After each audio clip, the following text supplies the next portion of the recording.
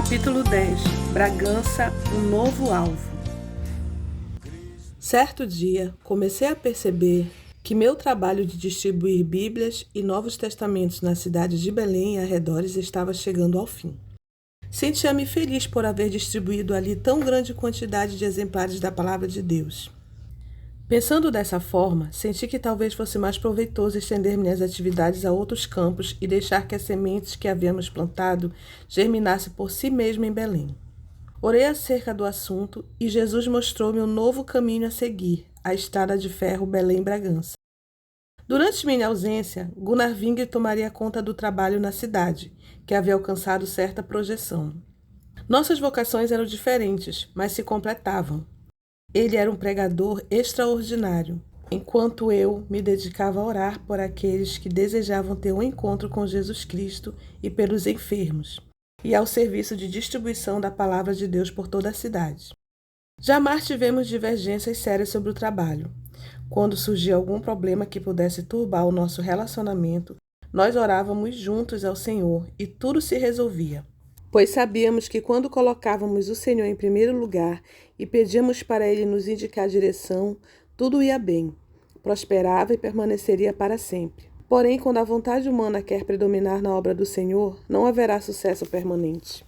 Crendo em Cristo irás receber cura do céu. Otimismo não é a palavra apropriada para expressar o sentimento e a alegria que eu senti enquanto enchia as malas de Bíblias para iniciar a viagem. Devia haver uma palavra mais expressiva.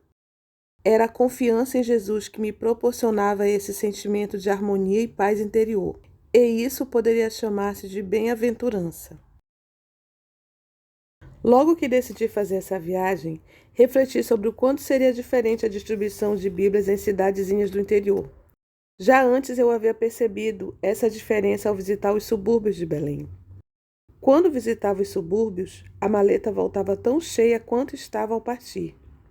Isso fazia com que ela parecesse mais pesada, uma vez que meu coração também ficava triste e pesado. Em geral, nas vilas, aldeias e onde quer que se concentre um aglomerado de casas, a Igreja Católica como instituição e o padre como pessoa são as forças predominantes em questões religiosas ou profanas. Em consequência desse absolutismo, o povo não se atrevia a tomar uma decisão acerca da fé. Para essa gente, estava na ordem natural batizar-se quando criança, tal qual como tinham feito seus pais e avós. Não era esse um ato que a própria pessoa pudesse decidir por convicção, era uma tradição que se observava e nada mais. Refletindo sobre isso, terminei de aprontar as malas. Alguns irmãos encorajaram-me e desejaram-me bênçãos de Deus para meu empreendimento. Iniciei então a caminhada. Era ainda cedo, o sol começava a despontar, portanto ainda não fazia muito calor. As aves, cantando nos arvoredos, saudavam o aparecimento do sol e agradeciam os benefícios dos raios benfazejos que lhes davam luz e lhes facilitavam a busca de alimento. Se os seres humanos fossem como os pássaros. Ali estava eu com 2 maletas cheias de alimento espiritual.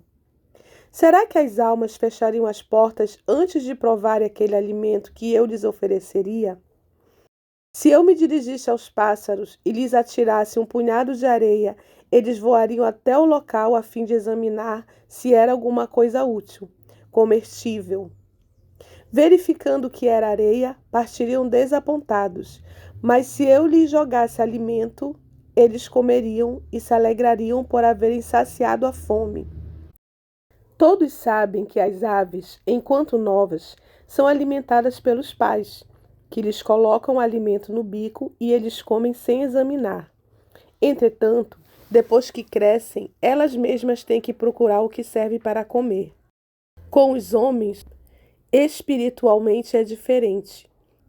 Mesmo depois de adultos, só aceitam o que outros lhes dão e aceitam sem examinar se é alimento falso ou verdadeiro. Para eles basta que esse alimento seja servido no prato da tradição, embora não passe de algo produzido por uma fé morta. De fantasias, é certo, ninguém pode viver. Portanto, é humano, é útil refletir.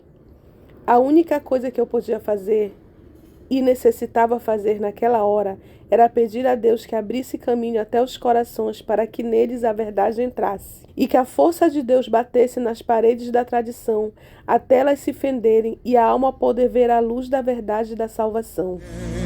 Vem pra te curar. A primeira povoação para onde eu me dirigia já estava à vista. Apressei o passo com os olhos fitos no alvo. Sentia-me contente por poder iniciar o trabalho naquele novo setor. Na primeira casa em que bati, não obtive resposta. Ninguém abriu a porta. Não sei se havia ou não alguém dentro de casa. Naquela região, era difícil encontrar casa vazia. Em geral, estão sempre cheias de crianças e estas não podem ficar sozinhas. Nas outras casas onde bati, abriram a porta, porém mostraram-se hostis. Compreendi então, através das poucas palavras que proferiram, que estavam prevenidos contra mim e contra as doutrinas que eu anunciava. Certamente os padres já haviam mandado aviso. Contudo, alguns não eram hostis, sentiam apenas medo.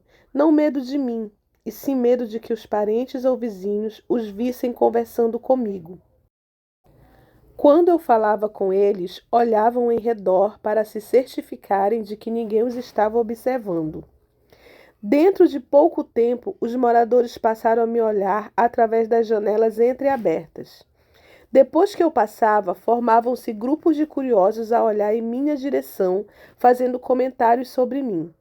Bem, pensei eu, é melhor demonstrarem curiosidade do que ficarem indiferentes. Pelo menos a curiosidade me dá a esperança de que alguma coisa possa acontecer. O sol já ia alto e o calor aumentava. Vi diante de mim uma grande árvore com sua sombra convidativa. Dirigi-me para lá e sentei-me para usufruir de um pouco de descanso. Tirei do bolso um exemplar da Bíblia e desdobrei algumas de suas páginas que tinham sido amarrotadas quando o livro fora imprensado numa porta fechada rapidamente por alguém que demonstrara medo de mim quando tentei mostrar-lhe a palavra de Deus. À sombra acolhedora daquela árvore, pedi ao Senhor que tocasse os corações endurecidos e fendesse a sólida muralha da incredulidade. Comi alguns sanduíches que levava e descansei durante algum tempo. Dirigi-me então à vila mais próxima, que ficava a 2 quilômetros de distância dali. Quando lá cheguei, notei numa das primeiras casas, através da janela, que havia velas acesas. Aproximei-me e ouvi alguém rezando. Bati na porta e uma menina atendeu. Notei que ela estava com olhos vermelhos de chorar. Sem trocar palavras, entrei na casa e dirigi-me para o quarto em que havia muitas pessoas ao redor de uma cama. Ninguém notou a minha chegada. Todos os olhares estavam fixos em uma senhora idosa deitada na cama, o rosto marcado pelos muitos anos de trabalho. A enferma tinha as mãos cruzadas sobre o peito e o olhar fixo em um objeto entre as velas. Quando me aproximei, percebi que ela olhava para a imagem de uma santa, a qual todos dirigiam suas orações como último recurso e refúgio. Naquela hora, pedi a Deus que me desse palavras de conforto. Assim que acabei de orar em espírito, ouvi a minha própria voz dizer: Não te disse eu que se creres verás a glória de Deus? Esta doença não é para a morte, mas para a glória de Deus, a fim de que o Filho de Deus seja glorificado. A enferma moveu a cabeça e olhou-me cheia de curiosidade. Uma jovem que estava ajoelhada em frente à imagem, rezando com um rosário entre as mãos, também me olhou meio assustada e parou de rezar quando ouviu a minha voz. Um profundo silêncio reinou naquele quarto. Eles pensaram que eu era algum padre novo no local e abriram caminho para que eu me aproximasse do leito. Um dos presentes disse em voz baixa que o médico havia estado lá naquele dia, mas declarara não haver nenhuma esperança de cura enquanto a enferma não demonstrasse desejo de viver. Ajoelhei-me ao lado da cama, à cabeceira da enferma, e perguntei-lhe se ela tinha fé em Deus e em seu Filho Jesus Cristo. Quando ela acenou afirmativamente, disse-lhe que Jesus se encontrava presente naquele quarto e estava pronto para ajudá-la. A única coisa que ela precisava fazer era crer nele. Ela respondeu: Temos orado à santa, e apontou para a imagem, mas parece que ela não tem tempo para ouvir. Vem pra te curar. Crê que hás de ver cura divina. Aproveitando as palavras da enferma, sugeri então que nos dirigíssemos diretamente a Jesus.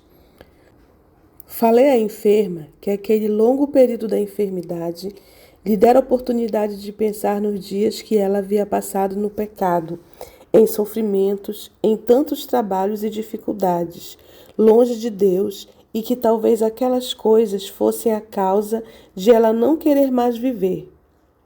Porém, se ela cresce em Jesus, podia estar certa de que ele a libertaria e a perdoaria, pois foi para isso que o Filho de Deus morreu na cruz. Insisti com a enferma que a única coisa que ela deveria fazer era crer nessas verdades, para ser inteiramente liberta. Isso parece coisa maravilhosa e fácil, respondeu a enferma.